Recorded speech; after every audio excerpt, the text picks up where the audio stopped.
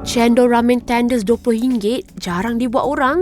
Kali ni Kuali nak cadangkan satu street food yang wajib korang singgah makan. Tapi jangan panik, cendol ramen ni sebenarnya tak bercampur tau. Menu ni memudahkan korang sebab cendol dan ramen didatangkan sekali. Senanglah, semua dalam satu bekas. Tak adalah sebelah tangan nak pegang cendol, sebelah tangan nak pegang ramen. Betul tak? Kalau korang macam Kuali jenis tak tahan pedas, dekat ABC Cendol ni pun ada ramen carbonara. Tengok tu, ramen dimasak panas-panas khas mengikut kehendak pelanggan. Lagi meriah ramen makan dengan chicken tenders rangup, cicah garlic sos pekat, memang layan. Berpeluh makan pedas, basahkan tekak dengan cendol lemak manis sejuk, memang puas hati. Lepas satu suap, sedut pula cendol sekali jalan. Jujur memang sedap. Nak tahu macam mana rasanya? Kenalah cuba menu ramen cendol, memang lain daripada yang lain.